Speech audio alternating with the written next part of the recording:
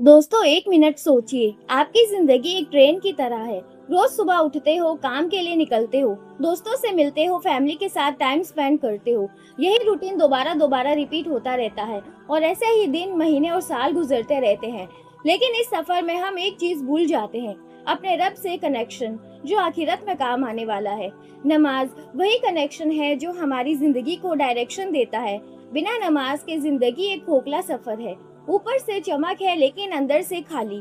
सोचो, जब अजान होती है, अल्लाह खुद आपको बुलाता है। ये एक छोटी सी आवाज नहीं है, ये रब का निदा है।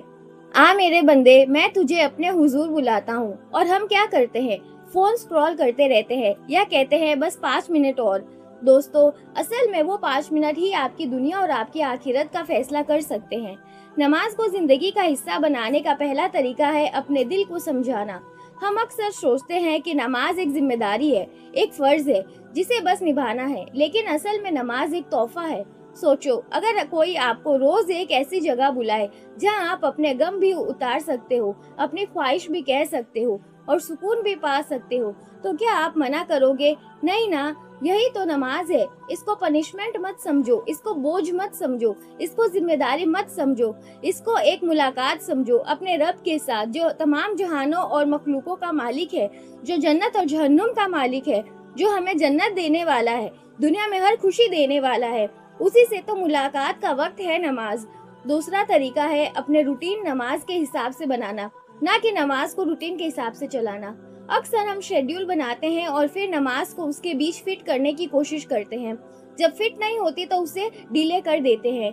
लेकिन असली बरकत तब आती है जब आप शेड्यूल को नमाज के अकॉर्डिंग डिजाइन करते हो।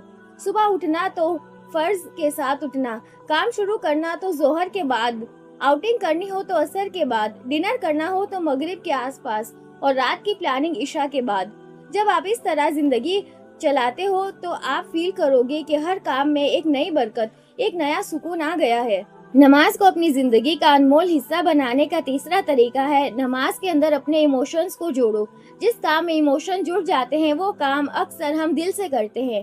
अक्सर हम नमाज जल्दी जल्दी पढ़कर खत्म कर देते हैं, लेकिन असल नमाज वो है जिसमें दिल भी शामिल हो।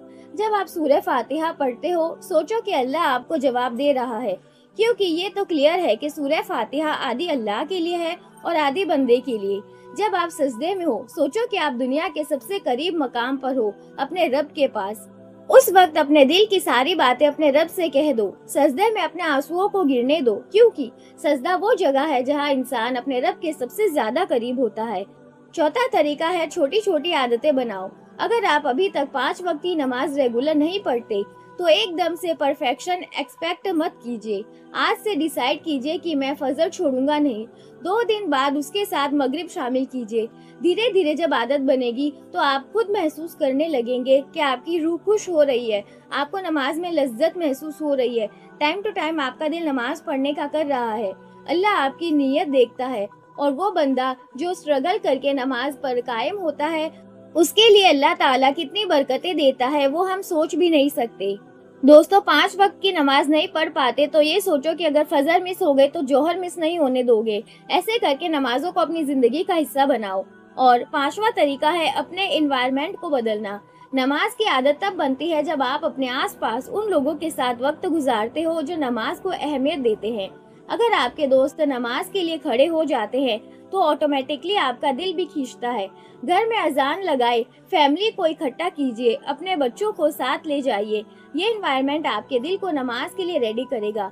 ना सिर्फ आप, बल्कि इससे आपका फैमिली और आपके आने वाली नस्लें भी नमाज के लिए कनेक्टेड होगी, जो आपसे सीखेगी, क्योंकि आप उनके लिए एक आइडल बन जाओगे। और दोस्तों, सबसे इम्पोर्टेंट, नमाज को आखिरत का वेपन समझिए।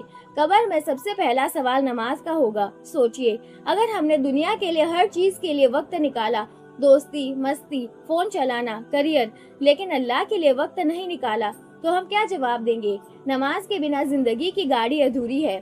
तो आज से अपने आप से एक प्रॉमिस कीजिए, चाहे दुनिया का कोई भी काम हो, चाहे कितनी ही दौड़ भाग हो, चाहे दिल नाक भी करे, मैं अपने रब से मुलाकात को मिस नहीं करूंगा, क्योंकि नमाज से ही जिंदगी में रोशनी आती है।